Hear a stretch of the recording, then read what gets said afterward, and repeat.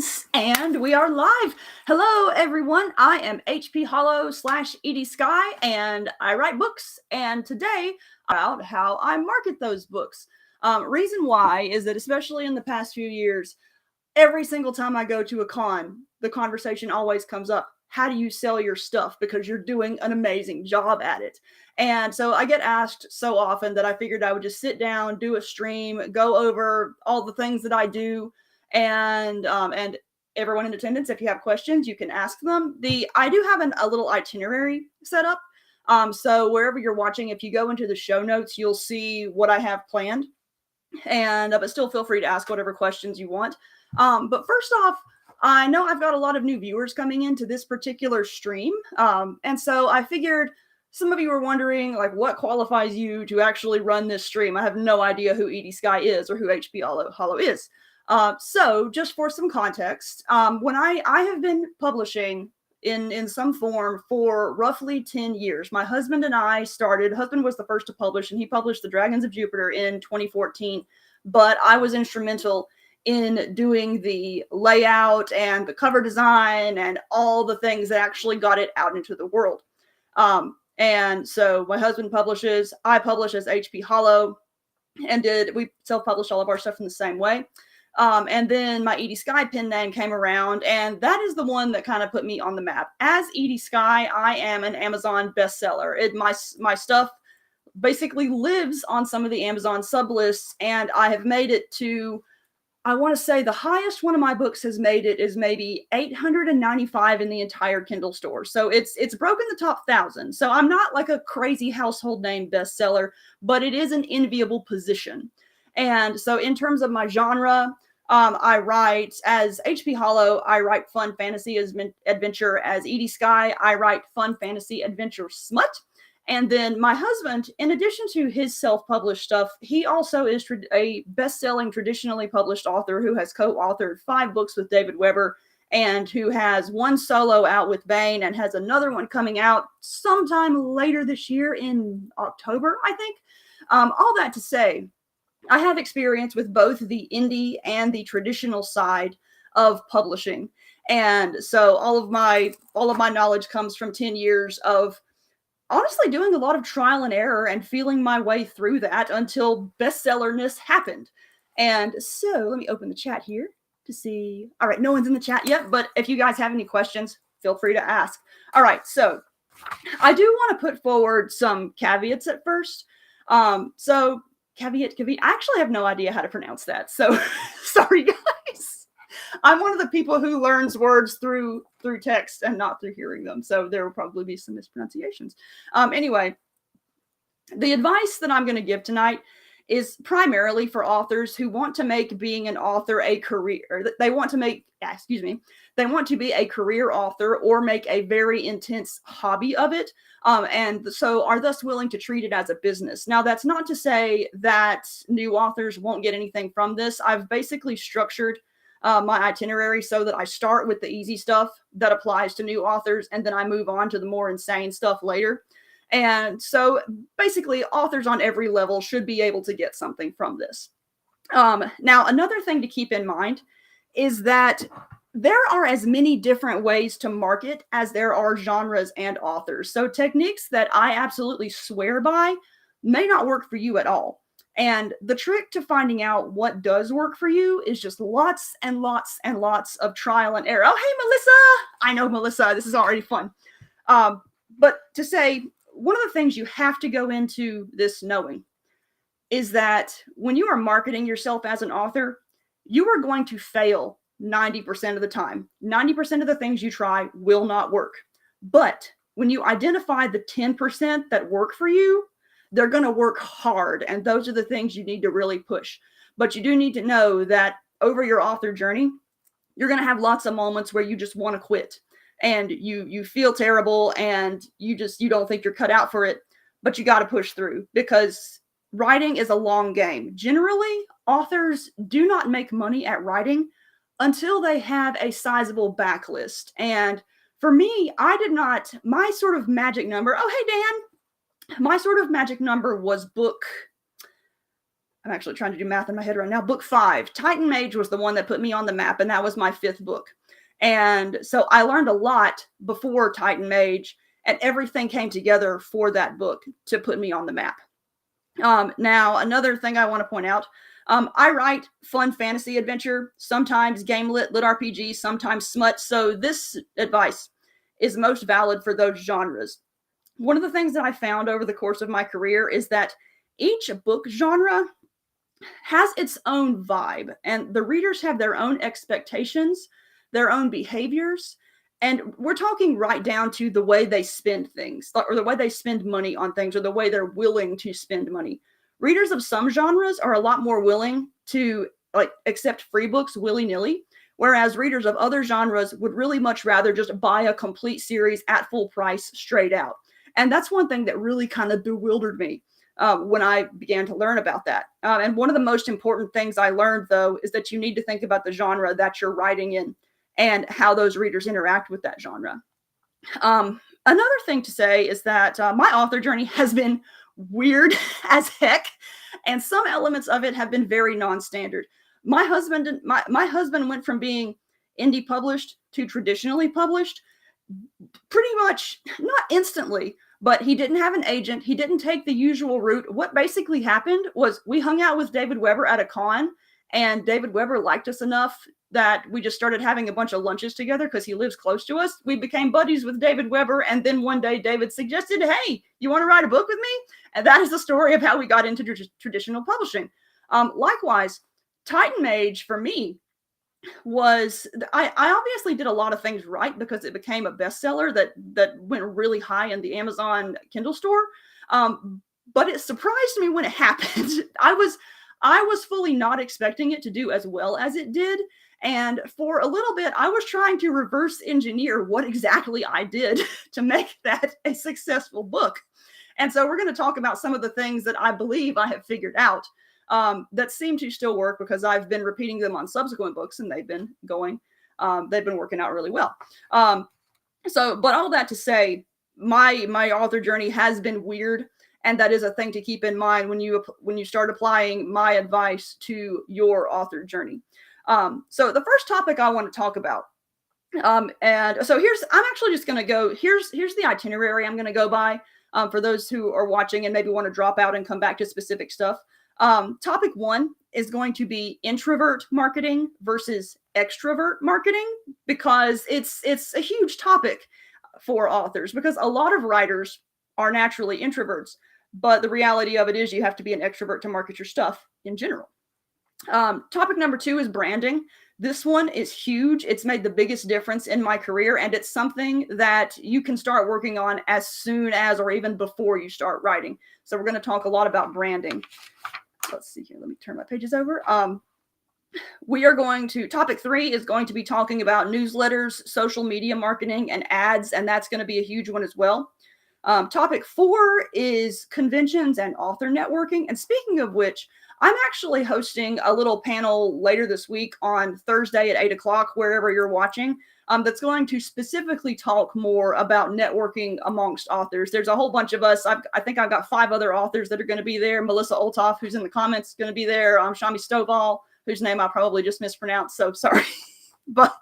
And then Marissa Wolf and Casey Ezel, and there is one more, but it has completely slipped my mind. So anyway, just come Thursday and you'll figure out who it is. So topic 4, conventions and author networking. Topic 5 is things I'm glad I spent money on. And that is a really significant thing for authors who are working with a limited budget. Because one of the things I did over the course of my 10 years as an author, I spent a stupid amount of money on things I shouldn't have. And so I want to help you guys avoid that. And then finally, topic 6, things I wish I hadn't spent money on. So going back to the very beginning, introvert marketing versus extrovert marketing. This actually comes about because, contrary to popular belief, I am an extreme introvert. I fake extroversion really, really well, especially at cons. Okay, H.Y. Greger, thanks, Melissa. That's H.Y. Greger is the other one who's going to be on our panel on Thursday. So thank you. But I fake extroversion really well. And as a result of being an introvert who could fake extroversion very well, I ended up on a lot of networking for introverts panels.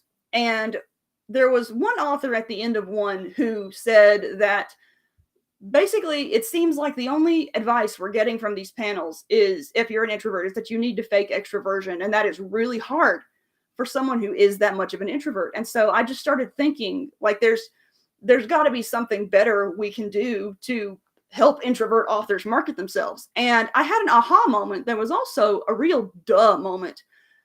One thing to realize, if you're an extrovert, it's going to be a lot easier to market your stuff.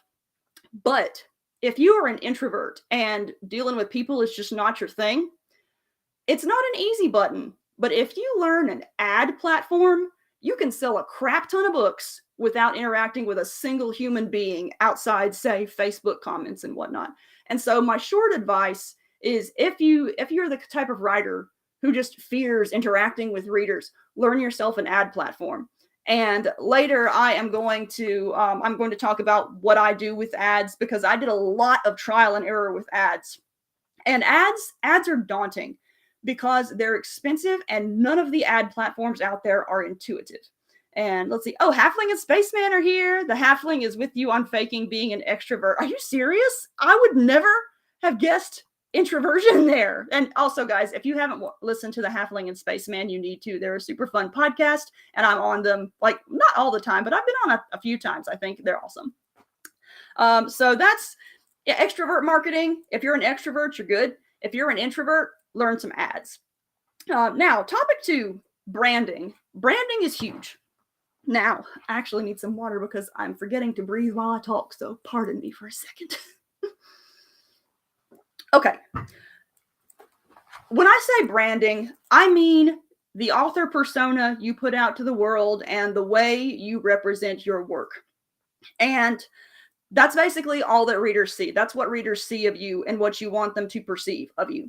Now, marketing as a whole becomes a lot easier when you have a defined brand that can be summed up in, say, a single tagline or a certain visual vibe.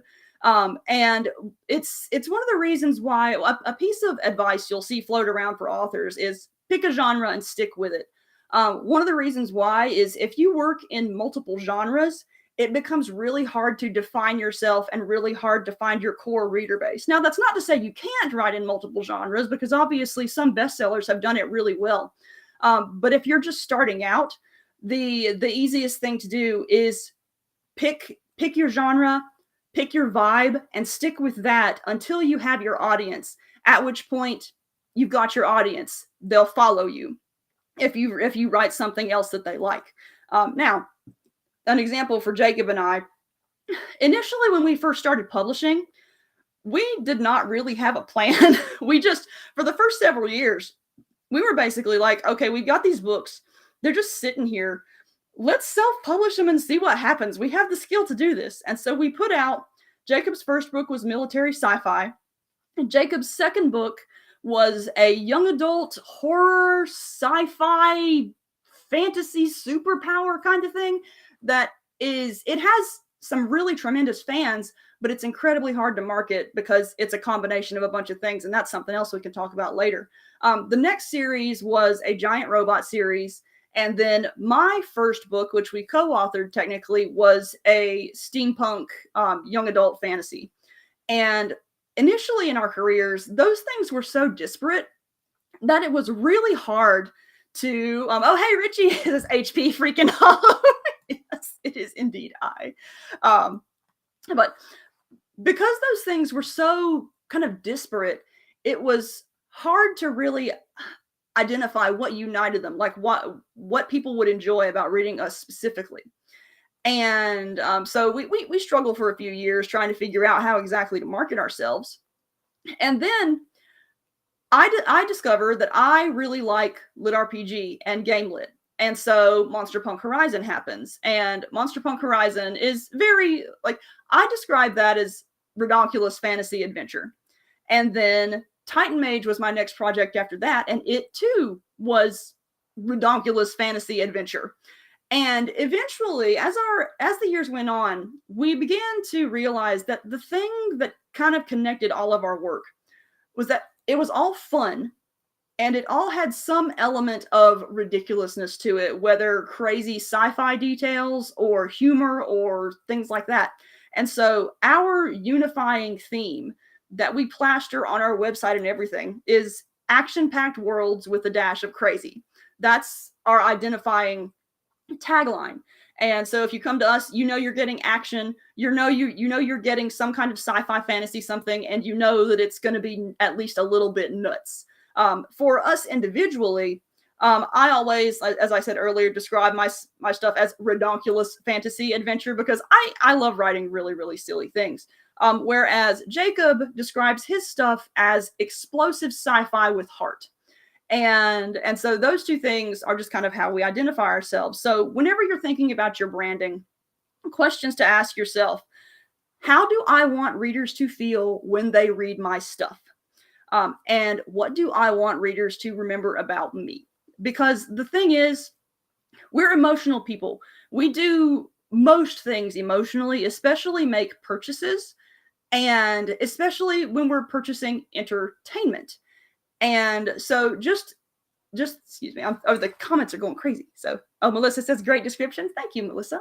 And Froeby says, a great escape from reality. Thank you so much. And Froeby's comment actually brings up a really good point about my own brands. That's what I want people to do. I want people to be able to take a break and escape from reality when they read my stuff. And it's actually one of the, I did not intend this whenever I first started writing. Whenever you're a new indie publisher, and you're self-publishing for the first time and you have no idea what you're doing, your goal is just to get anybody to read your work. You don't care who it is. You just want someone to read it. I know that feeling. And my audience evolved over the years. And one thing that has really, really affected the way I brand, especially within the past several years, is how readers communicate with me about the experiences they have when they read my books. I have had so many people say that they've contacted me and they've said, I was going through this rough thing. I was going through a divorce. I was going through the death of a friend. I was just going through some very bad depression. And your silly robot smut book helped me through it. And it's an amazing feeling to have as an author, knowing that even with this little bit of silliness, you've had that kind of tremendous effect on someone's life. And so that guides how I interact and these days how I write. Because my sort of sub way of describing my brand is I say, I want people to finish my books happier than they were when they started them. And my books have become a lot more thematically coherent since I made that decision. And let's see, there's so many comments going on, you guys. You guys are great. This is one of my highest attended streams, actually. And so Elizabeth says that's a great tagline for your brands. Thank you, Elizabeth. And William Allen Webb says, I want to be you when I grow up. I'm far from grown up, but I appreciate that you think I am. Can't wait to revisit the Monster Punk world with some spice. Thank you, Richie. That's my latest book, by the way. It just released yesterday, and it is buried somewhere in this pile. But there we go. And then Dan says, nice one, William. It is a nice one. All right. So now, one thing to remember once you've identified your themes is that there is a really enormous visual component to branding. And one really important thing you need to think about is book covers. Because here's the thing. Book covers are often the first way most readers encounter your brand. And a well-designed on-genre book cover can communicate a huge amount of information in a short amount of time. It can also get attention in just the right way from the right audience. And one thing that I really like to do with my book covers, well, actually, let me back up a bit. So one of the most important things you need to do is make sure that your cover is on genre. And what I mean by on genre is that every literary genre sort of has its own kind of visual language. You look at this book, a well-designed book, and you know that you are picking up a naval military sci-fi. You pick up this book and you know you're picking up a romantasy. And what I do when I'm researching what kind of book cover I want to have, I go to the Amazon bestseller list that I want to land on. and I look at the book covers on the first several pages. And if you look long enough, you figure out that there are certain visual indicators that they all have in common. And what I do is I will usually either try to find an illustrator who can imitate that kind of work, or if I can find who illustrated those books, I'll just hire that illustrator. When I was coming up with the covers for Monster Punk Horizon and later Titan Mage, at the time, the Sky Realms series was one that kept catching my eye in the LitRPG sphere because its covers are just wonderful. And I just researched who did that cover, and it was Jackson Chota, who, by the way, is a wonderful artist to work with. So authors, if you're looking for someone to hire, do it. But I just contacted him, said, hey, what are your commission rates? And he has done, I want to say, 9 of my covers since. He's spectacular. But that's how you figure out what you want your cover to look like. And one thing is that, let's see, what if we put don't read this across the center from Dark Engine? All right. One point I want to make is that if your cover looks good, but doesn't communicate the genre, the book's going to have a hard time. And one book that I want to show you guys, it's actually it's my first cover for my own book. But I love it, and it communicates certain things well, but there are some things that it doesn't communicate well. And I'm going to share my screen here. So I'm going to show the original version first. What is happening here? All right. So this is the original cover of the Wizard's Way. Oh, wait. There, I actually need to press the button to put it up. So this is the original cover of The Wizard's Way. It's steampunk fantasy and very fun. The pug communicates that it's going to be something perhaps a little non-traditional. I'm actually going to bring up the new cover because I have learned how to do graphic design since I did that one. But let's see here. Stop sharing that screen and share this other screen here. I have learned how to do typography since our first covers, and I'm very proud of it. And if you want to learn how to do your own typography, YouTube is amazing. And so many windows. Okay. Allow and open. Okay. So The Wizard's Way is one of my favorite covers. The artist who did it was Mandy Dunkley, and she too is wonderful. Please go hire her. And it communicates steampunk. It communicates unusualness, but the one thing that it fails to communicate is the age range. Had a lot of people look at this book and think it's middle grade, when in fact it really pretty firmly aims in content for older young adult.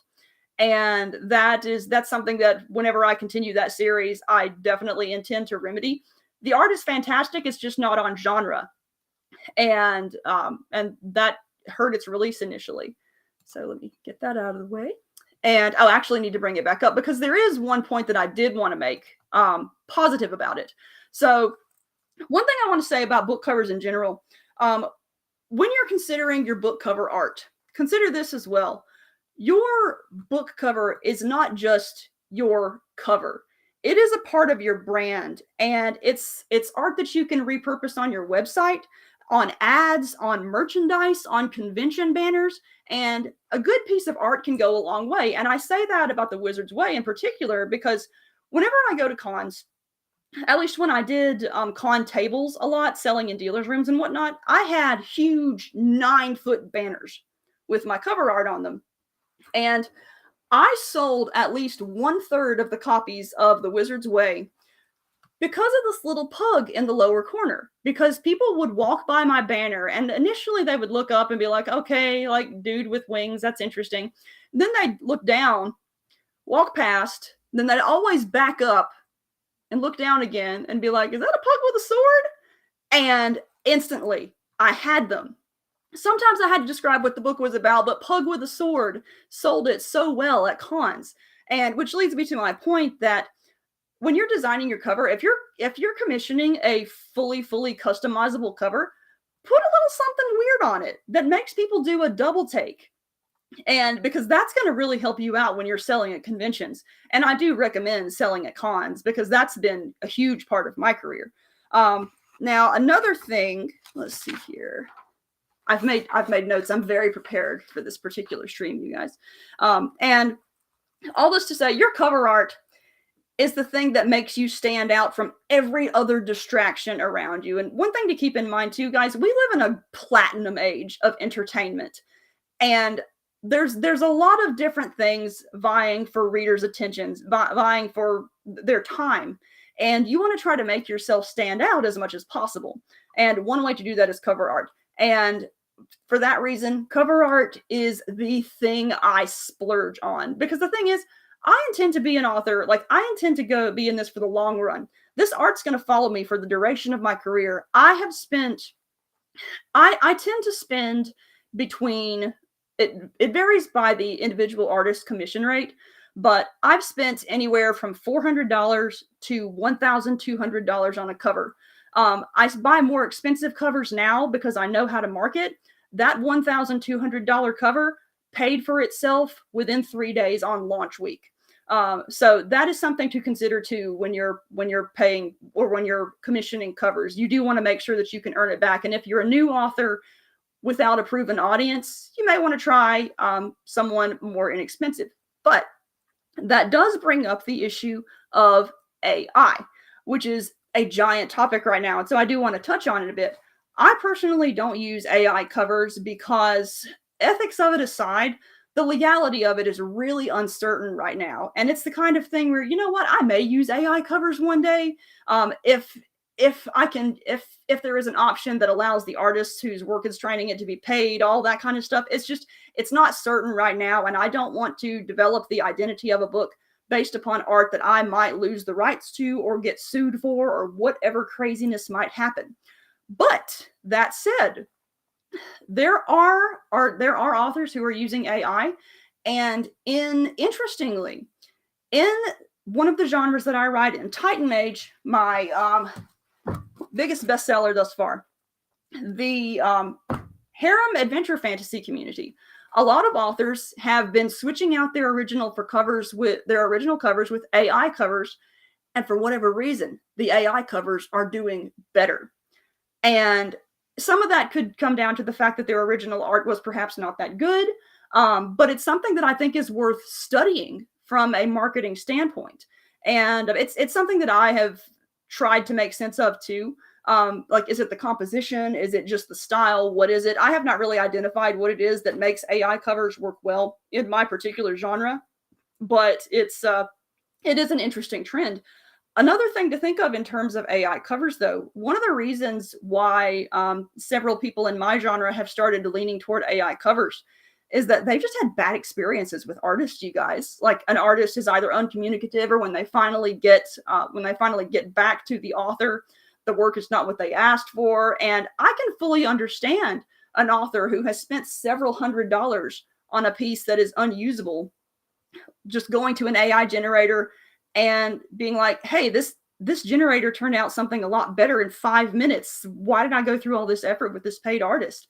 And so that's another complicated side of the industry too. So I don't use it for book covers, but there are some really interesting uses for AI in marketing and especially in research and development that I do want to touch on as well, because I actually use a lot of AI art to determine what I'm going to write and also to determine what my covers are going to look like. In the harem genre, for example, it's one of the few genres where whenever you're describing your book, you don't really market the main character. The entire genre is basically about the hot girls that the main character runs into. So you market your book based on the girls. And so something I will do is, once I know loosely what kind of story I want to write, I will AI generate some girls that match the description of the girls I want to write. In the case of my most recent one, it was a bunch of monster girls. And so then I will run little Facebook ad click tests, which I will talk more about once we get to the ads part, and see, I have certain metrics that I follow, but then I look and see what pictures get the most interaction, what character expressions get the most interaction, things of that nature. And that helps me determine things like just what color is the character's clothing going to be on the final cover? What kind of atmosphere is going to be in the background of this drawing or of this illustration? What kind of clothing should she be wearing? A lot of that stuff comes down to to experiments that I did just visually. And occasionally, those of you who follow me will occasionally see my weird little ads when I'm running tests, and it'll say something like "not final art, just lazy AI art" in the corner. So I try to put some humor in it, because let's be real, people are sensitive about AI art right now. But it's one of those things too where AI art, the genie has been let out of the bottle, and AI in general is a genie that's out of the bottle. And it's the sort of thing where, in the same way that social media was the huge technological change that defined the past 20 years, I think AI is going to be the huge technological change that affects the next 20 years. And it's something that you need to learn how to use. And another way that I use AI in my marketing, so one of the things that I do when I come up with ads, or when I'm coming up with blurbs and whatnot, is I come up with little taglines for my books, taglines for my characters. Prior to figuring out AI, what I would do is I'd have my book of idioms and puns, and I would sit there for hours and try to come up with stuff that matched my book. That I would try to come up with fun puns that were unique to the book, that conveyed what I wanted to convey, and it would take hours for me. I go into Chat GPT, I put in the blurb for my book, and I say, "Hey, Chat GPT, give me a 10-word tagline that reads like an 80s action movie that is also snarky." And I get a ton of different answers. Some of them are not usable because, it's AI and it doesn't understand context. But after a while, I can pretty quickly get the number of answers, or I can have useful taglines in about 10 minutes, work that would formerly take me hours to do. And so there are some really, really interesting ways to use AI when you're trying to figure out how to market your book. And so that's it for AI, though. Let's see what my next thing is. Let's see. Next on my list was how to design book covers, and I've already covered that. And so the next thing I want to talk about is personal visual branding. And this is actually something that I just kind of stumbled upon as I started going to conventions and whatnot. And one thing that I think all authors should do is have some kind of visual cue that readers can associate with you. I know there are several authors that I know where, like DJ Butler always has distinct hats. Michael J. Allen, I associate Michael J. Allen with vests so much that one year he showed up at a con outside his author persona, came to one of my panels, interacted with me, and I did not recognize him because I associate the vest so much with him. David Weber, whenever you see him, he's usually wearing an Honor Harrington series t-shirt. As for me, I did not intend this to happen, but my author photo has me in this bright purple jacket, bright purple shirt, and bright purple hair. And it was actually just a selfie that came out really well because my cat crawled up on my shoulder and curled up, and all of the color composition was just serendipitous. And I used that selfie as my author photo. So because of that author photo, purple is associated with me. I did not realize how much purple was associated with me until I changed my hair color at a convention, or I changed my hair color for 1 year. And at every convention I went to that year, the moment I set foot on con grounds, one of my readers saw me and did a double take and said, "Why is your hair not purple anymore?" And then later, I changed my hair back to purple, but it was a different shade of purple. And once again, readers looked at me and said, "Your hair's not the right purple. What's going on?" I went to Fantasy this year. And in fact, for the past 2 years, I've been there. And the hotel staff has remembered my purple hair. And even though I didn't intend that to be the thing that people associate with me, purple hair is now a part of my author brand, and I'm stuck with it forever. So I certainly don't mind the association, but it's been an enormously helpful part of branding. Same thing with my husband. If you ever see Jacob at a con, he always has his bow ties on, to the point where whenever he shows up without a bow tie, people have to do double takes because he doesn't look the same without his bow tie. And so just be aware of the visual aspect of author branding as well. All right.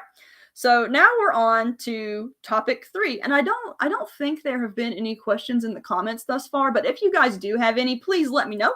I will try to get to them in as much as I can. So topic 3, newsletters, social media marketing, and ads. Now, this is where you really want to pay attention if you are an introvert marketer, because this will sort of be your bread and butter. I'll start with newsletter, and this is going to be one of the topics where I've actually had the precise opposite experience of most authors who recommend this. Every single time you go onto an author forum, or you go to see what do you need to do when you're starting out as an author, everyone will say you need to have an author newsletter. The reason why everyone says this is because, yeah, you want to be on social media. Yeah, you want to be as visible as you can possibly be. But the thing about social media is that it's really fickle, and you could lose your audience, lose your page, lose any number of things at any moment. Whereas with your newsletter, you got those. You've got those email addresses, and for new authors in the audience, basically what I mean by newsletter is it's an email list that you draw. Most authors will draw people to join their mailing list by offering a free short story, free novel. I've heard different things suggested. We offer a free novel. Jacob's first book is now free because we have so many out. And so people sign up for our mailing list to get that free book. And then thereafter, they get all kinds of updates whenever we release new books and things like that. The biggest perk of having a newsletter is that those are email addresses that you have forever. And if any of your other sites suddenly go kaput, you still have those email addresses, and you can send a note or send an email out to your readers being like, hey guys, this happened. Here's where you can find me until this is finished up. That said, newsletters are my least favorite part of marketing, you guys. I feel like I don't do them well, but one of the reasons why they don't work for me actually has to do with a mistake that I made for the first half of my writing career. And it actually relates down to one of the points that I wanted to bring up in topic 6, which is whenever I started building my mailing list, I relied on freebie promo giveaways and paid mailing list builders. And what these basically are you sign up for these group promos, you give your book away free, and every author in the promo shares the link, and their audiences overlap, and you get a bunch of free downloads from a bunch of other authors' audiences. This sounds great in theory, but effectively, you're getting the people you get whenever you build your mailing list that way are not necessarily interested in your book specifically. They're interested in the fact that it's free. And I have similar problems with 99-cent giveaways, or not giveaways since they're buying, but I would build part of my mailing list by doing these little sales, and it ended up coming to bite me in the butt, because the thing is, there's actually a really good comment in the comments that I'll bring up and show in a second. The downside to building my mailing list via those promos, rather than just letting readers come to me, is because the readers who populated my mailing list at that time were people who were only interested in free books. And there's certainly something to be said for giving books away free as a sort of loss leader, but you can't build an author career on people who want books free all the time. You have to build your author career on people who are willing to pay for your books. And there were periods where I would release newsletters saying, hey, I've got a new book out. And I would, first of all, not sell a single book off of that newsletter, looking at my tracking links. And I would also get emails back from readers saying, well, I'm just going to wait till it's 99-cent. And it's just, you can't build a career on that. And so I do still have free books that I give away as my, as my motivation to get people to join my newsletters, but I don't join promos anymore because it attracts the wrong kind of readers. I prefer to get organic readers who are just going through, who just stumble upon my website or were specifically looking for my website and join my newsletter because they're interested in my writing, not because they're interested in a deal. And I did want to bring up, Rob Reed makes a really good comment. Make sure you've downloaded your mailing list contacts so you retain them if there is a problem with your newsletter subscription services, because yes, those can crap out on you too. And you don't want to lose all those email addresses that you've gathered over all the years. And so there we go. Now let's see here. What are we going to talk about next? Okay. Social media marketing. Social media marketing, in contrast to newsletter stuff, is my favorite thing to do. I love it, you guys, so much. And there's a stereotype that if you're an author, you need to be on all social media ever. I disagree. I think you need to, number one, you need to find the social media sites that you have fun on. And number two, you need to find the social media sites where your audience is present. And for Jacob's audience, primarily, it's people who are 30 and over, really into hard sci-fi and whatnot. That's an audience that primarily lurks on Facebook. Every single time I've tried to market his stuff on, say, TikTok, there's no interest whatsoever. There are not even a significant number of tags related to that kind of content on TikTok. And so I don't really bother marketing his stuff there. Similarly, I think of social media in a number of different ways. So Facebook, I tend to think of as where old people go to complain about Facebook. Twitter is where you go to start fights and get fired. TikTok is just unhinged. And there are two different sides of TikTok. There's the really worrisome side, and then there's the side that is unhinged in a really fun way. And then you have Instagram, which is, I have never really been able to, for my purposes, identify a core audience for Instagram. I do know that my audience is not on it, because every single time I've tried to post a book-related, say, contest on Instagram, I don't get all that much interaction at all. And contests are usually the things that I get the most interaction on everywhere. And there are several newer social media sites that are out now. I have not experimented with any of them because I like where I am right now. I've got a nice thing going on all the social media sites that I am on. And one of the points I wanted to come to is that one of the reasons why I don't like writing newsletters is because I don't like doing long form communication with readers. Like I find that a lot of my readers tend to respond well to really short stuff. And I don't want to spend 3 hours writing a newsletter when I'm going to get more interaction off of some goofy post that I make on Facebook. But there is an art to social media posting as well. One of the things that happens with social media is that regardless of what site you're on, you can have a ton of followers, but a lot of times your posts are not going to show to your followers unless you pay to boost your post. I do pay for certain things, but I also kind of get around that by posting a lot. And one thing that I will do, there are a number of things that I do to market my books on social media. Facebook is kind of my stomping ground, so I'm mostly going to focus on that. But I will say that one thing you want to do when you're planning your social media marketing strategy, figure out where people in your genre are and how they're interacting. One of the things for both the LitRPG and Harem, sorry, the comments are moving. I'm getting distracted. Dan says, I think Instagram has 100 times more authors than readers. Yeah, I think there's definitely something true to that. Authors and bookstagrammers who want authors to pay them to share their stuff. But with my particular genres, with LitRPG and Harem, there is a huge and active set of Facebook group communities, and same thing on Discord as well. And one thing that I have found is that I can go and post, hey, a pre-order is up, or hey, this thing, or I'm doing this new thing, and I can directly track sales and pre-orders to those posts, which is not something that has happened in some of my other, for some of the other genres I write in. And so it's important to be aware of how exactly your readers interact with social media.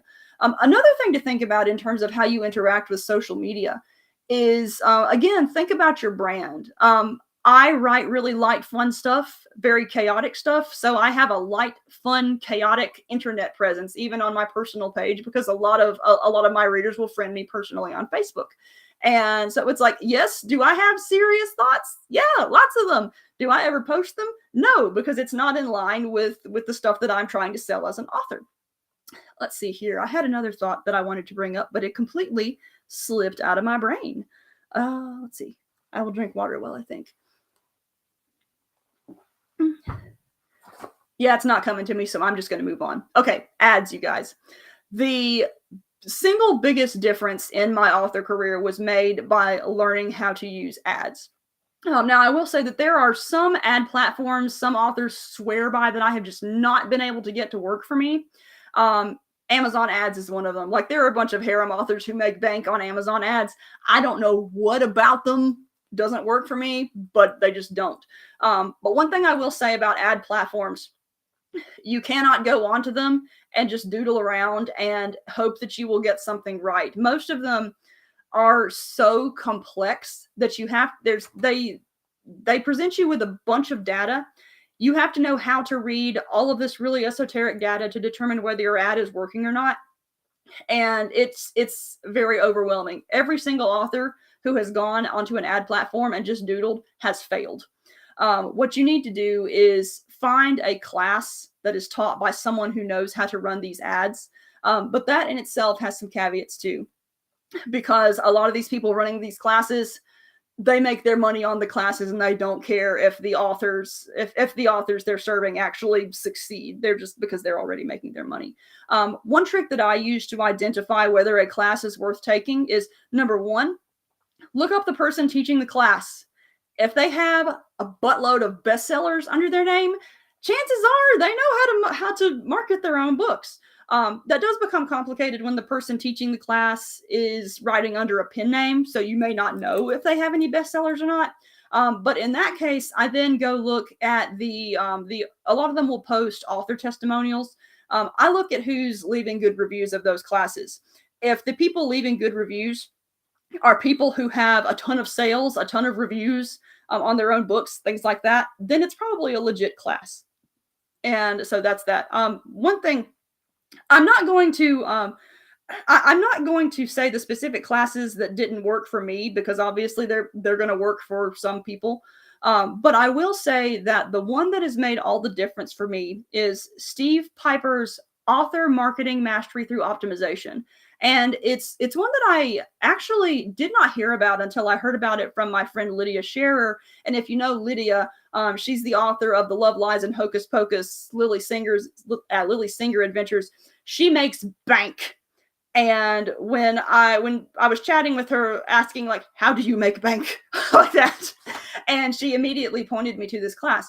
Now, this particular class, and by the way, the link to that class is in the show notes, so you can find it there or wherever you're listening. The thing about this particular class is that its ultimate goal is to get authors to set up a direct shop through Shopify. But there are two halves to this class. There is the direct sales half, which is the second half, and then there is what is called the click testing half. And this class, the first half of this class basically teaches you how to first design Facebook ads, and then how to run effective Facebook ads. And what it has you do is click test every single element of your Facebook ads. It has, and by click test, I mean you run little tests to see how people click, how people interact with certain elements of your ads. So you run a click test to determine the kind of image you use. You run a click test to determine your headline you use. You run a click test to determine your primary text. And once you have tested all those things, then you put all the winners together into a winner ad, and then that becomes the foundation of how you sell. And I have not gotten the direct sales part of the class to work for me yet because I haven't finished it, but I credit the click testing part of that class with the vast majority of Titan Mage's later success, because the first success of Titan Mage's first success largely had to do with me landing the Amazon algorithm just at the right time, because I didn't even, like, I just randomly chose a date. I think I just chose like, okay, LibertyCon starts this day, we're just going to release it that day. But it just so happened that there was not another competitor in my genre on that day, and there weren't any releases from competitors in subsequent weeks. And so it just kind of lived on the steampunk bestseller list for a while and just kept feeding into itself. And so that was magical. But I completely forgot what I was talking about. But anyway, so Facebook ads have been absolutely magical for me. Now, I'm not going to go into the numbers of how I do Facebook ads, at least in terms of specific numbers, because frankly, Facebook is always changing stuff up. And any number I give right now is going to be different probably next week. Who knows? In 6 months from now, definitely. So what I do is, but the basics of what I do, I will put together, once I've done all my click testing, I will put together several ads, and they'll be in one ad set, and I set them all up, and it's basically like, okay, fight it out. The best one, that's the one that gets the best statistics. I look at click-through rate, and I look at cost per click. And usually a strong ad will have a high click-through rate and a low cost per click, because both of those things indicate relevance to the audience that you're marketing to.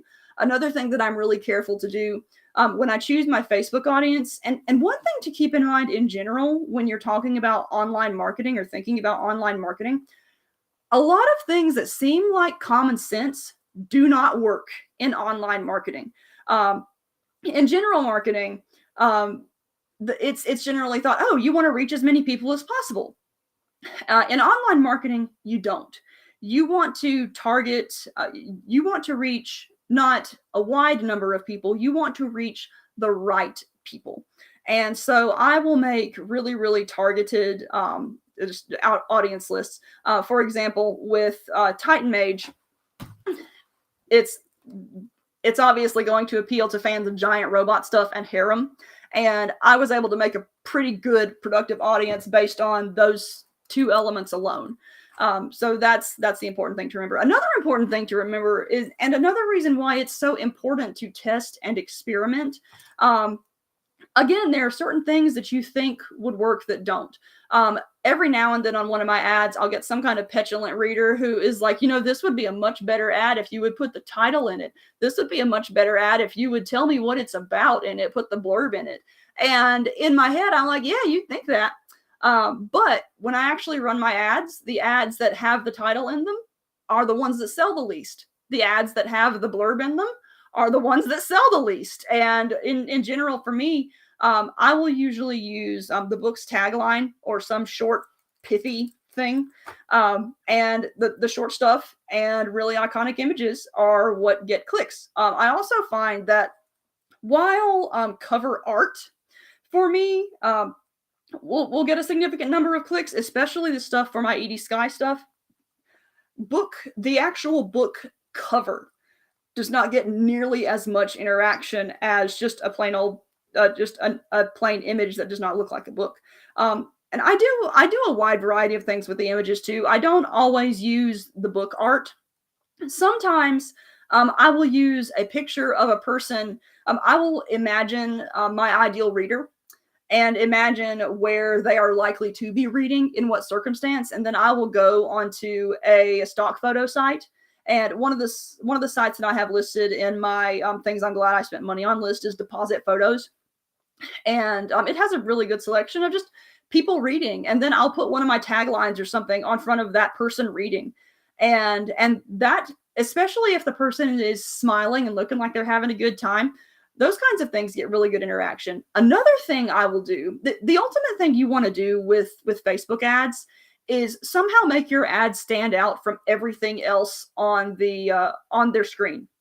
And so sometimes what I'll do is take my cover art and just up the saturation really high, like not until it looks unattractive, but until it has some kind of vaguely glaring color design, so your eye is automatically drawn to it.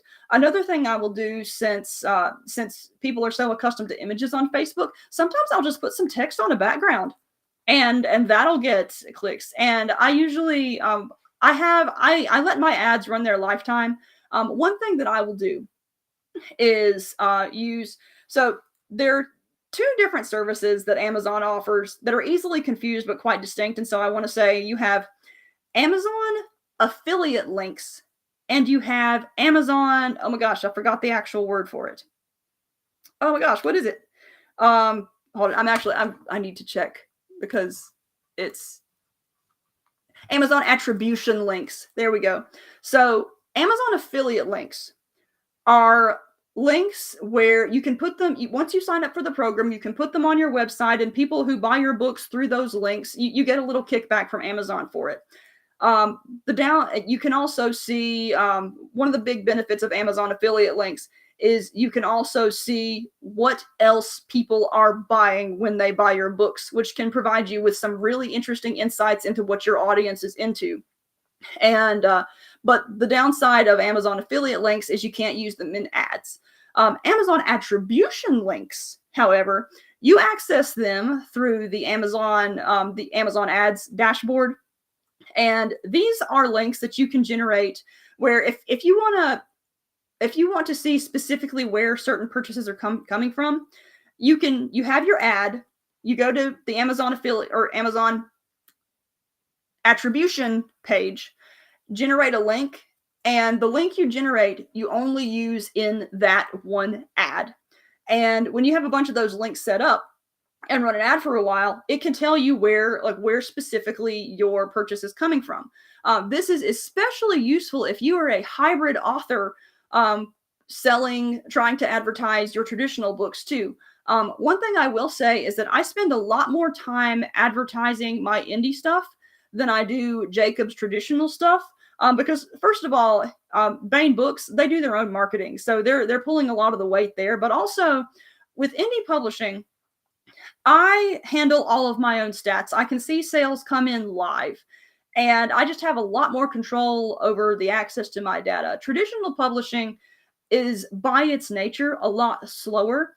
The sales information comes to the publisher itself a lot slower than the data I have access to via my indie publishing, to the point where I could call up Baen and say, hey, I'm running this ad thing. I'm running this ad for this amount of time. Can you tell me if any sales differences have been reflected? And they would be able to tell me a little bit, but if the ad has resulted in a purchase from a bookstore somewhere, that bookstore they're going to give the data later.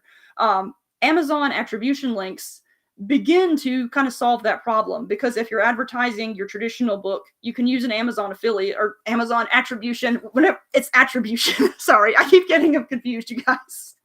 Attribution is the one you want to use. But if you use an Amazon attribution link, you can then see that, yes, this ad directly resulted in this sale. Now, I will say sometimes Amazon is doing data testing all the time and is really good with its own data, but sometimes it is really slow to update your data. So if you don't see, sometimes it'll be 2 weeks before I see any meaningful stats on my attribution links. And so that's something to keep in mind as well. But it's a really, really useful tool that I've only just really started using. Let's see here. Anything else? Let's see. And Halfling and Spaceman says it doesn't cost anything but your time to come on the Halfling and Spaceman. And that actually brings me, I forgot to write it on my little post, but that actually, sorry, my brain just turned off again. Sorry, guys. I talk really fast and I forget to breathe sometimes. So I apologize for the awkward pauses. But another thing that you want to try to get on as an author is podcast. You will very rarely be able to trace sales back to podcasts. But the thing is, if Alex Raff says your brain turn off, no. You'll very rarely be able to track sales directly back to podcasts. But here's the thing. If you're going to be a career author, you're going to be doing interviews.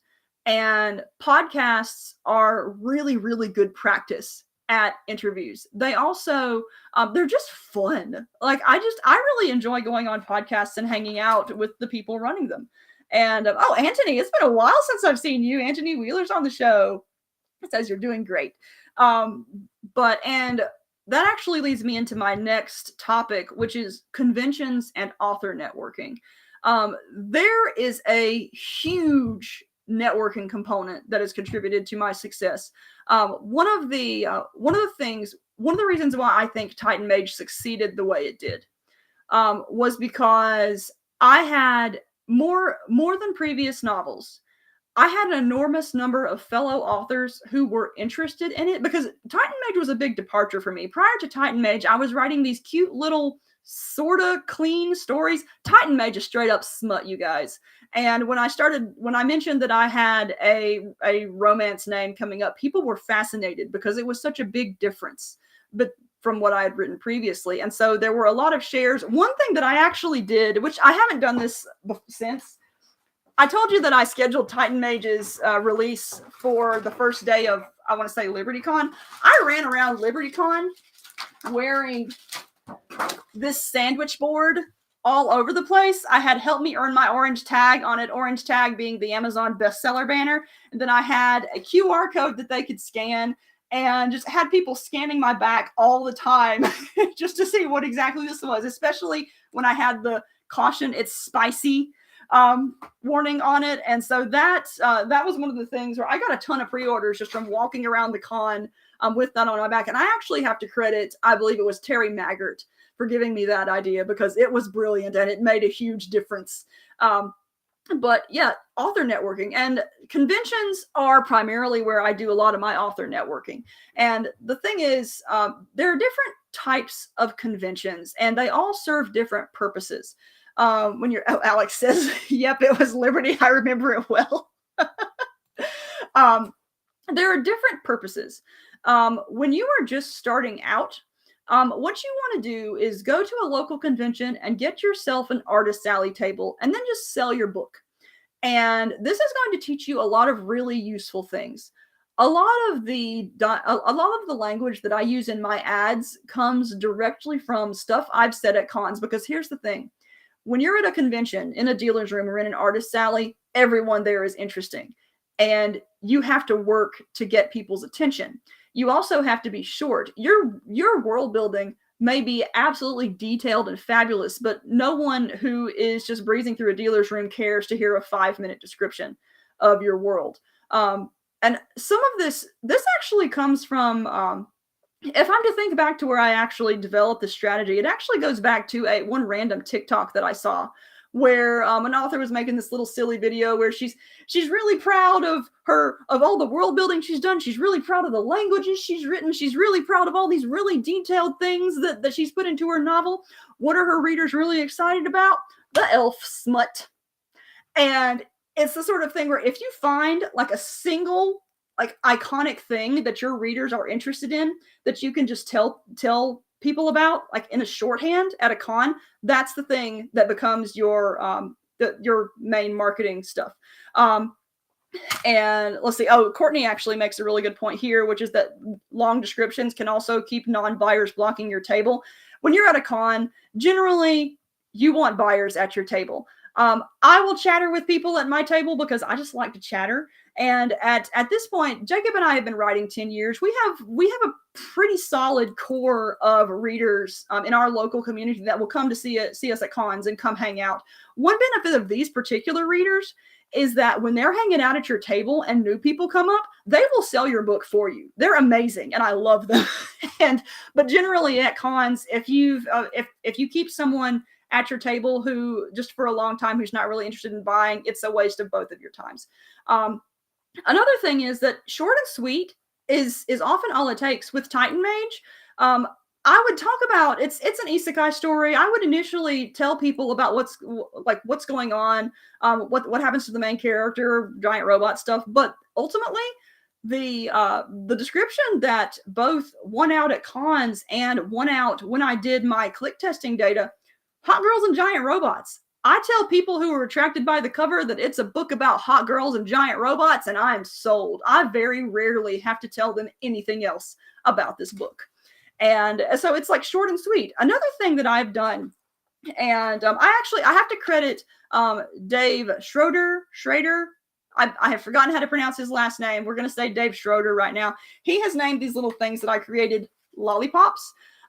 Because there came a point where when Jacob and I had 1 or 2 books out, it was really easy to just describe everything that was on the table. When we started having 5 or 6 books out, we needed something more of a shorthand. So I made these little things they basically took how I would describe the books and put these short, pithy statements, and I would stick them in the books. So for one of the Gordian books, we have alternate realities and exploding universes. Sometimes I just do the genre, so thrilling sci-fi mystery for the Dyson file. One of Jacob's first books Space Ninjas versus Space Marines, or worst sibling rivalry ever.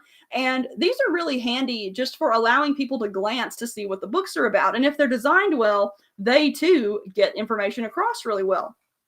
And let's see here. I've got for the Titan Mage ones, I have a big red one that says for mature or sufficiently immature readers only. So these are really, really useful at cons. Now, I will say I don't use them nearly as much anymore because we have so many books that we put on our table. With the lollipops in the books, it actually ended up making the table look cluttered. And we actually don't bring all of our books anymore because we found that there comes a certain point where the table gets so cluttered that people get overwhelmed when they look at it. And ironically, the cons where we've brought our whole stock, we've actually sold less, whereas the cons where we've had a more concentrated stock, where we're pushing specific series, we've sold better at those, even though we don't have all of our products. So that's the thing to keep in mind. But when you're new, you just want to get yourself a table and practice selling your book. But another thing that you want to do, there's a type of con that is, I've heard it termed a relaxicon.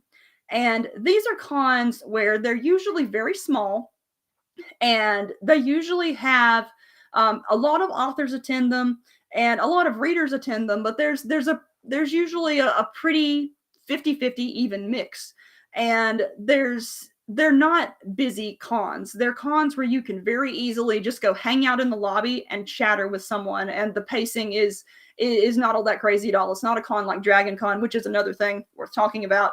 But the two that I have the most fun at, and also get the most work done at and networking done at, are LibertyCon and Fantasy for my genres. They're sci-fi and fantasy primarily.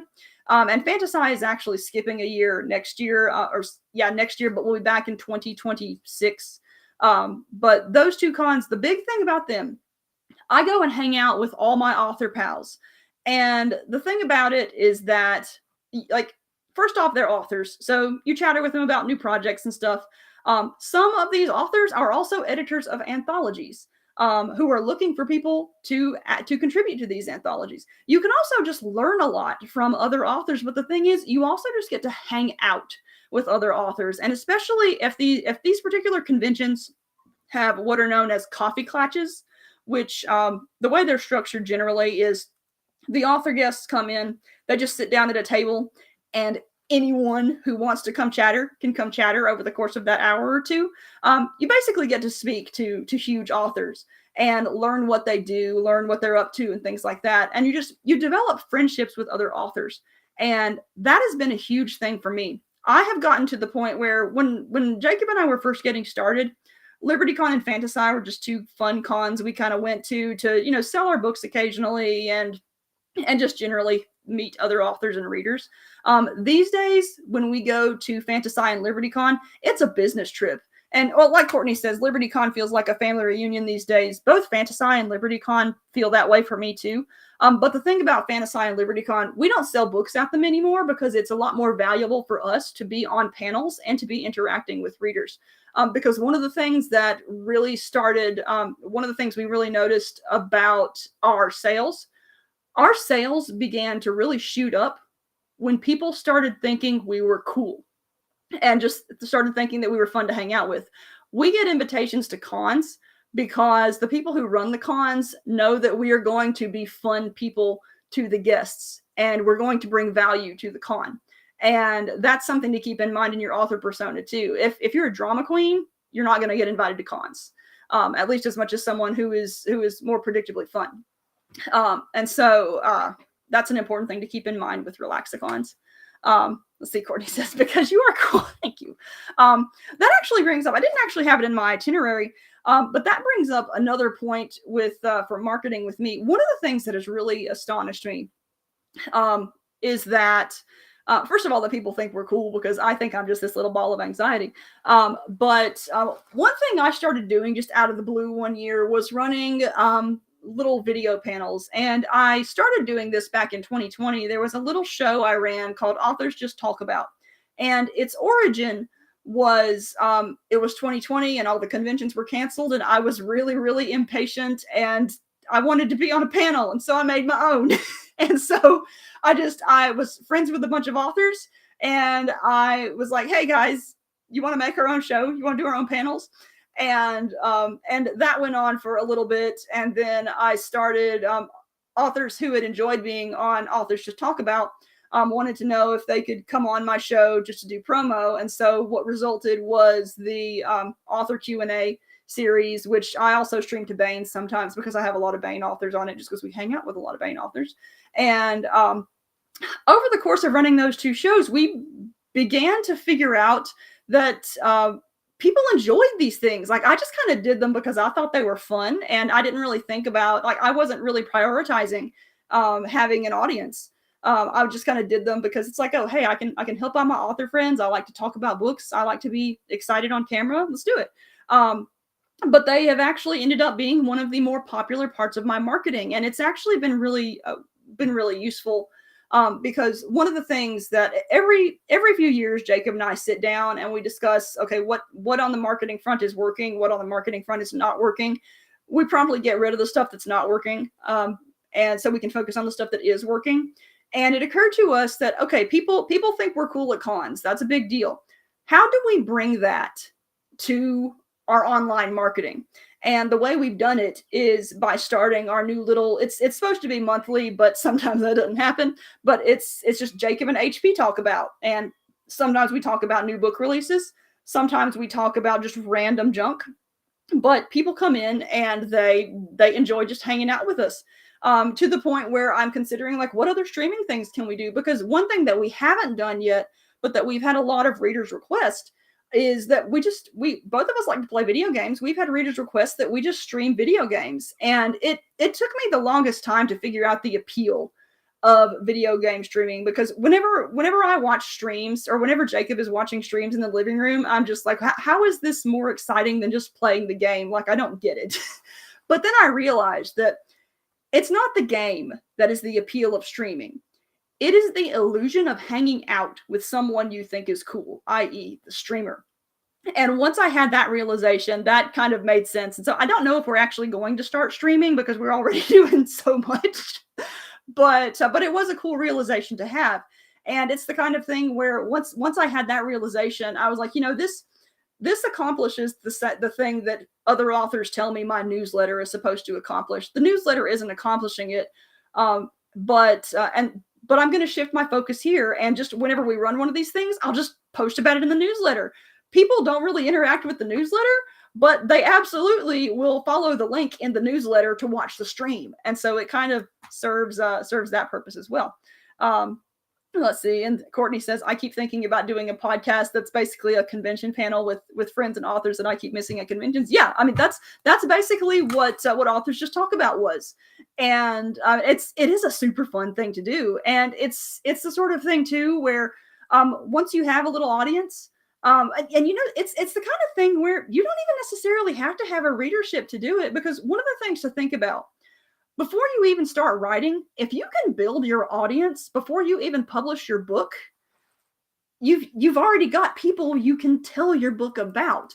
One of the things you can do, when Jacob and I first started out, we started out just with a website and blogging. And with the blog, we kind of went into this with the perspective of it's tempting to write about writing stuff, but you're new and you've only released one book. No one cares what you have to say about writing because you haven't proven yourself yet. And so what we did was we identified some hobbies that we thought would attract people to our website. So I wrote a bunch of movie and book reviews. Jacob would write about whatever he was doing in, I believe it was War Machine at the time, and his miniature war game strategies. And we began to develop a small audience based on that. We would get little boosts of book sales because someone on a Warhammer forum noticed the Warhammer similarities in the Dragons of Jupiter, and posted about it, and so we got a little boost from that kind of connection. So it's weird. One of the things, marketing for me ultimately comes down to synergy, I guess is what you could say. My most successful marketing has been things that interconnected or that could be multi-purposed. For videos, for example.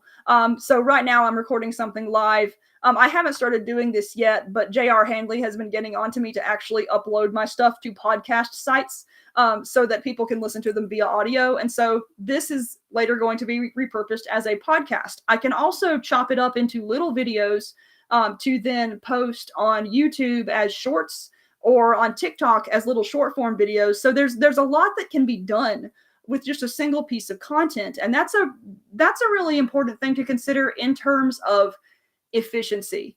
Because the thing, when you're an author marketer, you want to prioritize writing. Like if you want to be a career author, writing has to be your priority. But generally, regardless of whether you're an indie author or a traditional author, you're going to have to market yourself too. Your publisher is going to market you, but publishers have lots of authors that they're responsible for, and there is no one who is more invested in your success than you, no matter how much your publisher likes you. And so that's an important thing to consider. And let's see here. I'm losing my voice. Sorry. I've been talking a lot. Oh, dang. I've gone over an hour. So, but I still have things to say. But yeah, conventions are a big deal. And in terms of big conventions like Dragon Con, when we first started out, a bunch of people said, go to Dragon Con. You absolutely have to go to Dragon Con. For those who are not on the East Coast, Dragon Con is an enormous convention. We're talking 5 hotels, thousands of people. I can't remember how many were at it last year, but I know at one point it got up to like 60 to 80,000. It's nuts. When you go to Dragon Con as an author, yeah, get on panels. But the most useful thing about Dragon Con, in addition to panels, is also hanging out with other authors. Like I think correct me if I'm wrong, someone in the comments, but I think the Westin Bar is kind of the go-to place for authors to hang out. Networking gets done there. You don't want to try, it's my understanding that you don't want to try to get a table in the dealer's room when you're new, because first of all, it's crazy expensive. But also, every single time I've gone into the Dragon Con dealer's room, it's been packed and the line has been moving people along like sardines. You don't have time to talk to people about your book. And so I've never done Dragon Con in that capacity for that reason. Now I have done, I think Jacob and I have gone for whenever Bain has signings at their little sub area of Missing Volumes booth. But Dragon Con it's a really cool, like it's a good people watching con, but you want to focus on author networking if you go to a huge con like Dragon Con, and it can be overwhelming. My preference for cons are small cons, like 1,000 people ish or less, because you actually get to interact with readers, and that's the fun part for me. And so I think we have reached the end of what I have to say about conventions and author networking. Okay, so topic 5, things I'm glad I spent money on. I've covered some of these already, and again, I don't think I've had any questions in the comments. But could you do a stream on how to be cool? I don't know why people think I am cool, and so no. But if anyone wants to clarify, then that would be amazing. But so things I'm glad I spent money on. I've already said book covers. Some others, I definitely recommend spending good money on book covers, especially if you've established, if you've had a few good little sales. You have to judge where you are in your author journey before you start shelling out money on book covers. The thing is too, and one important thing I actually forgot to say is that my genres they tend to lean toward heavily illustrated, really lavish sci-fi fantasy covers. That is not the case for all genres. If you write something like urban fantasy, you can go get a really decent urban fantasy cover for $150 from certain sites that they specialize in generating those kind of covers. Like, the cover does not have to be expensive, but it does come down to what genre you're writing in. And so just keep that in mind as well. Now, other things I'm glad I spent money on. One of the big ones for me is a piece of software called Publisher Rocket. And if you've ever heard of the company Kindlepreneur, you've heard of Publisher Rocket. What it is a piece of software that basically analyzes Amazon data. It can tell you can type in keywords, and it'll tell you, amongst other things, it'll tell you how many people on Amazon are searching for that keyword, how many other authors are using that keyword in their advertising. You can also look up Amazon categories, and it'll tell you how many books you have to sell to reach spot 10 and then spot number 1, etc. in your to list on that bestseller list.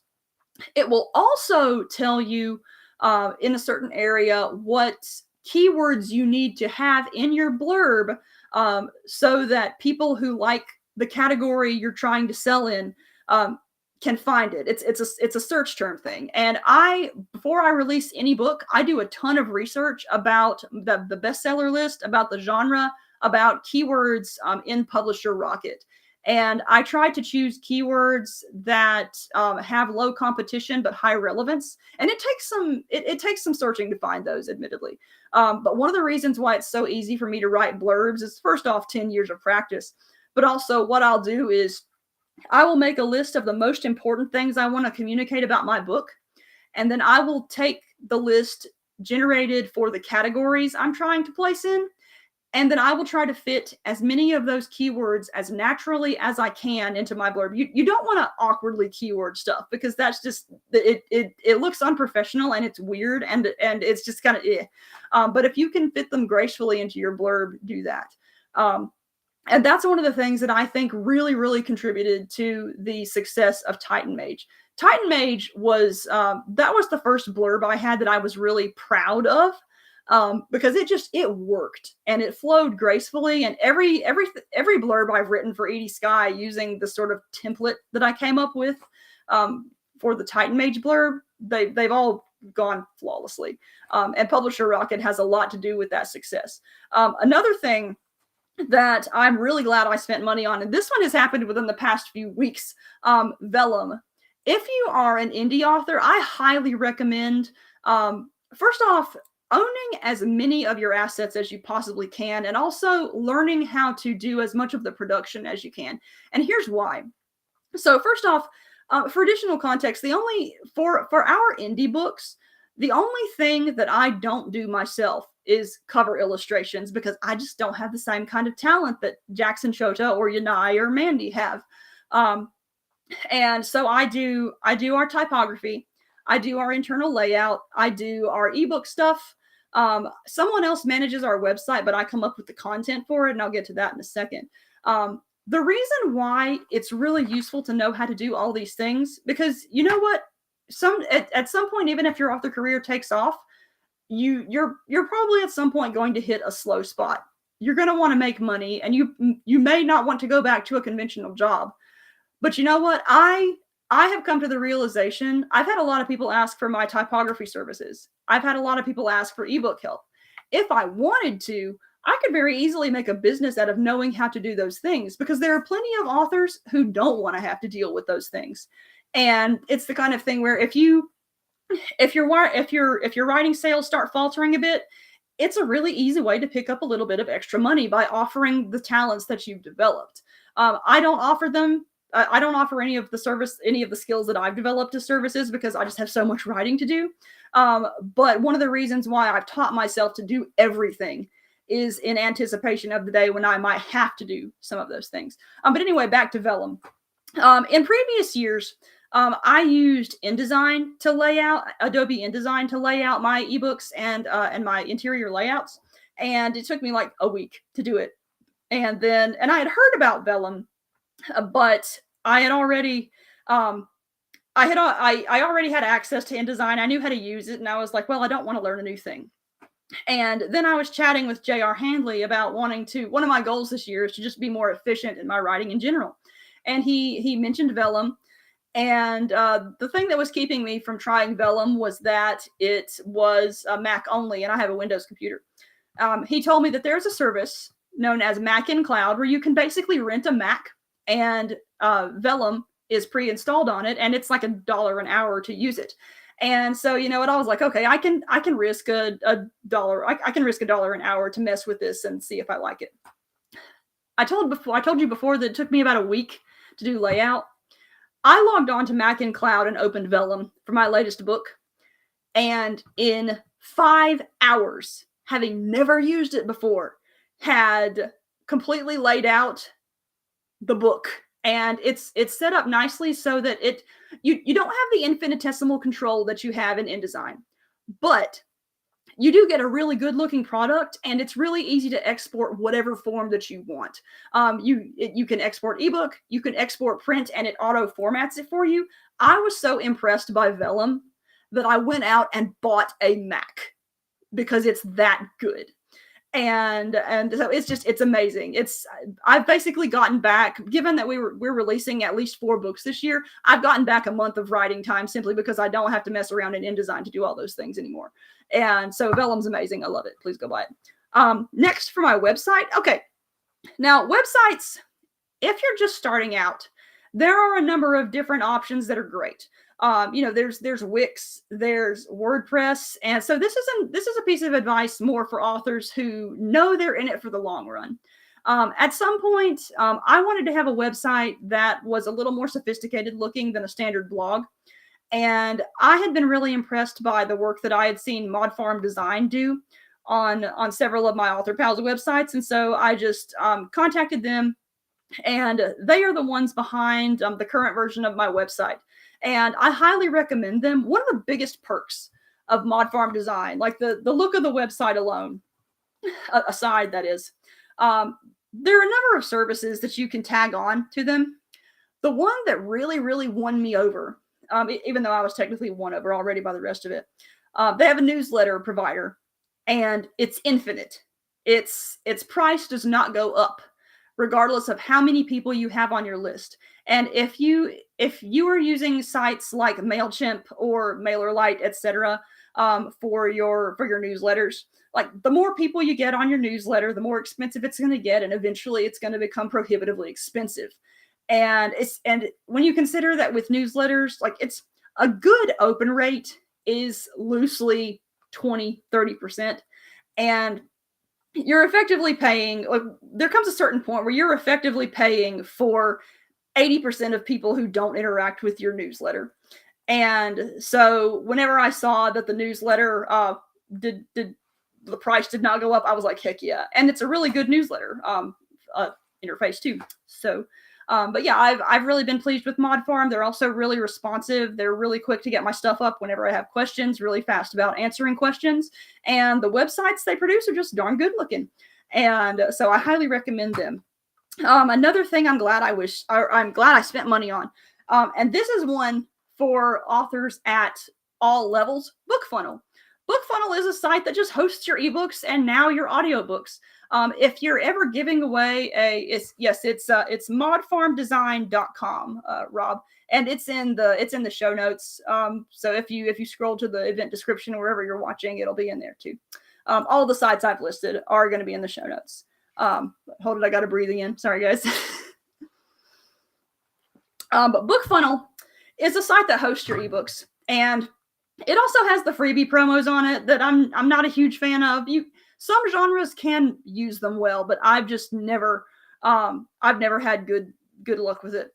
But I really do like their hosting service. You basically upload your ebook. You can make landing pages for it. You can use it you can link your newsletter freebie to it. You can create review copies to send for eARCs for reviewers. It's a really convenient little site, and it's not all that badly priced. And they also have an audiobook service now too. Excuse me. It's also really important if you want to create a direct shop, because you're going to be, even if you're on Shopify, you're going to be linking it somewhere else. And I linked mine to BookFunnel. All right. Let's see here. I had another question. Knowing I'm in it for the long haul, should I have a website up and running before my first contract publishes? It depends upon how you're going to use it. I think a website is a must-have for all authors, because it makes you look more professional, and it also gives you a place for you to. It makes you look more professional, and it creates a sort of online hub for you. I don't think it needs to be a complicated website, especially if you only have one book. You don't need a complicated presence when you're new. You just need a presence. And so as long as you've got like your book page, a little about you, maybe a little blog or links to your social media, I think you're fine. But I would definitely have at least a little something up. Let's see here. Next, oh, another thing. So I don't have this in the show notes. I subscribe to Adobe Creative Suite. It's primarily because I use Photoshop, I use InDesign. The individual, the primary reason I subscribe to the entire thing is because it's like $30 a month to subscribe to Photoshop alone. For $50 a month, I get the whole shebang of Adobe things. And it's just it's really handy. They have a huge variety of services they can use. Like I whenever I started looking into turning these videos into podcasts, I was like, I'm going to need audio editing software. Then I'm probably going to need to go buy some. Oh wait, Adobe Audition exists.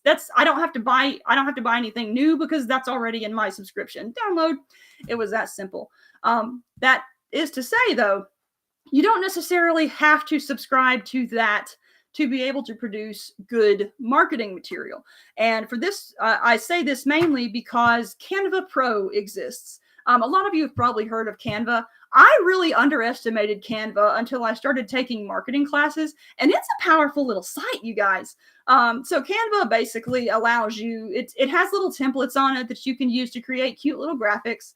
And there's a free version, and the free version is useful. But the pro version has access to all sorts of little templates for all sorts of really, really useful things. For example, I was going to make a little graphic for, say, a book signing in Photoshop. And to start from the very beginning, it probably would have taken me 30 minutes to make this thing in Photoshop, just getting everything in perfect order. Canva has templates for that. Jacob and David have a book signing coming up next month that I needed to create a quick promo item for. I literally just like farted out a really good looking promo graphic in 30 seconds on Canva. And it's super useful. It's not all that expensive. And I want to say that Pro is like maybe $10 a month. You can also buy individual assets individually. But honestly, it pays for itself pretty quickly. They have a lot of stock photos that you can also access when you're making graphics. And so it can serve the purpose of, say, deposit photos, which I also recommend because frankly, for some really specific things, deposit photos is better. But Canva also has a really, really good selection of stock photos. And if you're putting together your own stuff, like I use it to make book signing announcements. I use it to make sale announcements for my direct shop. I use it to make pretty versions of my con schedules whenever con schedules are released before those things. Let's see. And Rob Reed says, I have not used this site, but he says, I found Pixlr very useful. The free version is good and the paid version is inexpensive and adds features. So that's another one worth checking out, you guys. And Courtney says, on Canva, you can also create a team account so that more than one person can work on something. And that's a big useful thing too if you're working with, say, a small publishing company or a small group of authors. I do all my own stuff, so it's not relevant for me, but that is a really good perk. It can also customize things for specific social media sites and whatnot. It's a hugely useful thing. It's one of the best things I've subscribed to, and I really regret not taking it seriously sooner. A similar site, though, is BookBrush. And BookBrush is basically Canva, but specifically designed for authors. And the big appeal of BookBrush for me is it does a lot of Canva-like stuff, but it also has templates for 3D book displays. So you plug your book cover in and it can generate what it looks like on an iPad for you, what it looks like in audiobook form, etc. And I pay for BookBrush just to use that. It's really good. Let's see, there's also next on my list, I've already mentioned deposit photos. I've already mentioned author marketing mastery and optimization. One thing I will say about author marketing mastery and optimization, it is in general, it is a class for advanced authors. In order for the full version of the class to work for you, you ideally need at least 4 or 5 books, preferably in the same series. So you've got to be somewhat along in your author career. And also, it's an intense class. And it can be an expensive class beyond the initial payment. Now, the initial payment is entirely worth it, but you're also going to be spending money running your Facebook ad tests. There's a number of, once you reach the direct sales part especially, there's going to be all sorts of other pieces of software and other services that you have to subscribe to. So once you get to that part, it's intense and you need the time to be able to invest in it. So it's definitely next level, but it's also been a career maker for me. So I highly recommend it. Another site that I really recommend is later.com. It's and there are similar sites too. I don't necessarily recommend this one over others. It's just the one that I use. Later.com is a social media scheduling site. I can set up a post, select where I want it to go, and it'll post to 3 different places at once, and saves me so much time, and also keeps me from having to get on Twitter every day, which I love. Like, I have a Twitter presence because Bane told me I needed to have a Twitter presence, but I hate Twitter. And so it's so depressing.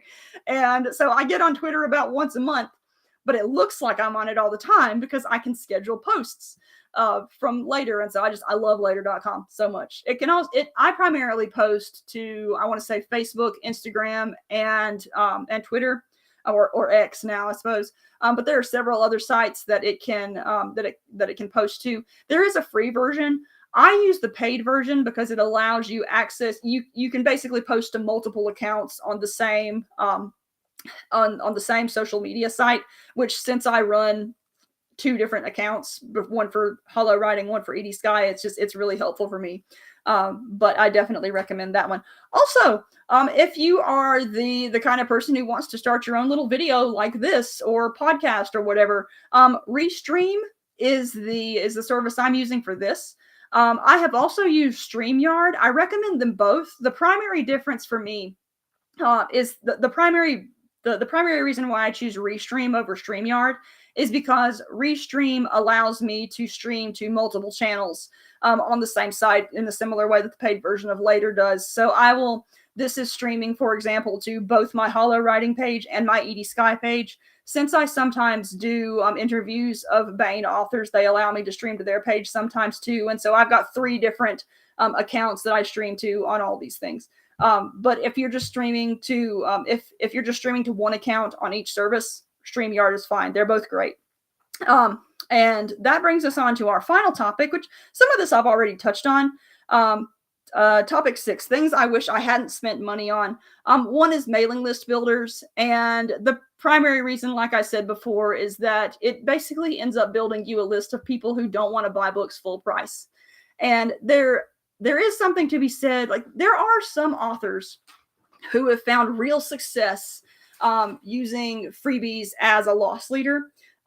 It's usually authors that have that have readerships in really voracious genres. For example, like romance, for example, has readers that will just devour everything. And so it's my understanding that freebies work really well there. But it's the kind of thing where you have to approach it cautiously. I have never had luck with it. And so there's that. Another thing that I'll add is 99-cent promos. That's another thing that some authors have found a lot of success with. But one thing to keep in mind when you run a 99-cent promo, much like with people who are downloading books free, they're not necessarily interested in your book. They're interested in the fact that the book is 99 cents. And one thing that I have found over the course of marketing is that excuse me, my voice is going, you guys. Of course, it's almost 10 o'clock anyway. But if you sell a book at full price, you have better read through. You have readers who are more likely to finish a series that they buy at full price. And yeah, Courtney makes actually the point I was about to get to. You're training your readers how to pay for your books. Loss leaders are okay, but training people to buy them full price is ultimately better in the long run, and that's exactly what you want to do. And there is a slight difference between readers who get free and 99-cent books and readers who buy full price. And these examples are on 2 opposite ends of the spectrum, 2 extreme ends of the spectrum. Occasionally, when I run freebie promos, I will get a handful of emails that are basically really antagonistic, that are like, I gave you my email address and my ebook didn't show up, so how are you going to make this right? And in the back of my head, I'm like, ma'am, you have lost nothing. Why are you being so aggressive? And then, I put on my Southern lady, like, customer service voice and respond properly. But for whatever reason, like, free and 99-cent buyers sometimes act really entitled to the thing that they're buying. Contrast this to, I literally received a message from a reader yesterday who bought my latest book, which I released at full price, and didn't enjoy it, but then emailed me to apologize for the fact that he didn't enjoy it. It's completely opposite. And but it's what you're ultimately doing when you price your books. You are telling readers what kind of value to expect from your books. The lower you price your books, the lower readers are going to value your books. And that's what it comes down to. You want people to buy your books who are going to enjoy your books, who are going to see the value in your books. When it comes down to actually how you determine how to price your books, what I do is look at, much like with book covers, what I do is look at how other authors in my genre on my bestseller list are pricing their books, and then just kind of go with whatever the most common one is. For whatever reason, some readers in some genres are willing to pay higher prices for books where readers in other genres would rather pay certain lower prices. And sometimes I've raised my prices and not noticed a single difference in sales. And so that's something worth experimenting with too, especially if you're looking into doing this as a career. So, all right.